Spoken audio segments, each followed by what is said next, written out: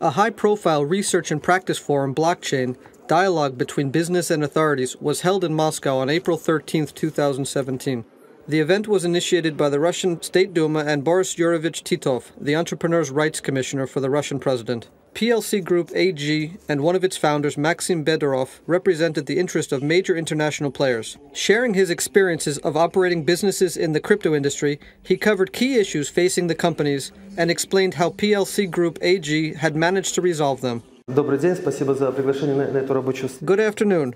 There is no need to explain to anyone in this audience what Bitcoin stands for. Everybody knows about it, and it is very popular. But in spite of this, there is a feeling that it is something routine.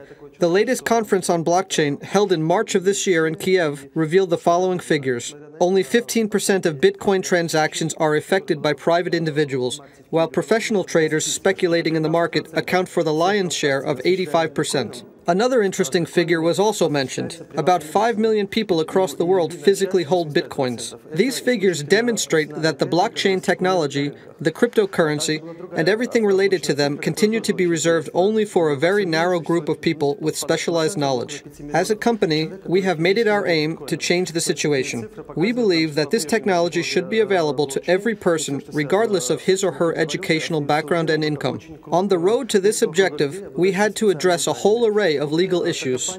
When we enter a new country, specifically Russia, we line up a group of experts to analyze a legal basis for our company's operations. And here are some issues we have faced.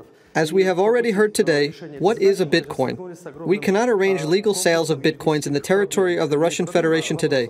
For this reason, we had to package our coins in another online product, to which crypto coins are attached as bonuses, so the other online product will be sold. We have faced a very unfriendly banking environment, for most banks view what crypto companies are doing as a kind of soap bubble. So we cannot open a conventional bank account either in Europe or in Russia, specifying transactions in crypto coins as our line of business. This is precisely why we had to get a license from the European Payment Institution, though our business model did not originally provide for such a move. That is, we had to become a mini bank in order to offer our users a certain financial infrastructure. We also had to create our own investment portfolio comprised of two parts: precious metals as well as interest held by other companies. The matter the previous speaker has already identified is crypto exchanges. As of today, this issue has not been resolved in the Russian Federation. We have tried to address the matter by technological means. We have created our own decentralized exchange based on blockchain. We have all the resources for this today, but given the imperfect legal basis, we cannot launch it now. Another issue is payments by crypto coins. Today, you cannot come to a store and pay for goods and services by crypto coins. That is why we started to search for a technical solution to a legal issue.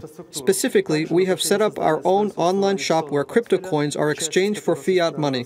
And this is already fiat money that the seller will get for his good or service. There are quite a few questions, but we will focus today on the 7 ones we view as the highest priorities. The taxation issue has not been resolved so far. Security of identification, which is of utmost importance for us, and definitely which laws apply to us as an issuer company. Trying to resolve these legal issues, we were compelled to search for answers in technologies. That is why we do not just keep abreast of technological developments, but we are ahead of them. For example, our experts have developed safe crypto wallets, wallets that function in an offline environment, which give you the opportunity to pay by coins without an internet connection. Technologies have also been developed enabling the storage of a private key in one's own phone, but not outside servers. And here is the way we see the crypto industry market today. We need to design a very complex technological infrastructure and a highly complex financial infrastructure in order to comply with legislation. So our message is the following. We compare the crypto industry players with a flock of birds flying over a field looking for a welcoming spot. And the birds will descend where they find such a friendly spot. And this will mean investments, workplaces, a fast-growing industry, and so on.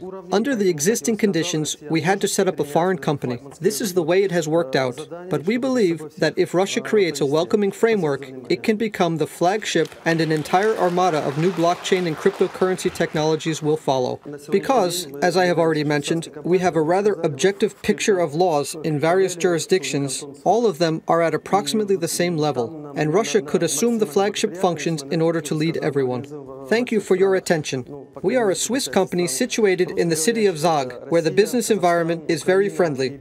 We are setting up our are daughter companies in Russia, Belarus, Ukraine, and Kazakhstan. We are currently analyzing the legal basis for this. And Russia is of great interest to us, of course. We want to show that one can and should work in Russia. We want to set an example and become such a company. Of course, it would be great if the appropriate legal framework were in place. And then, I believe, other foreign companies will follow suit. Спасибо.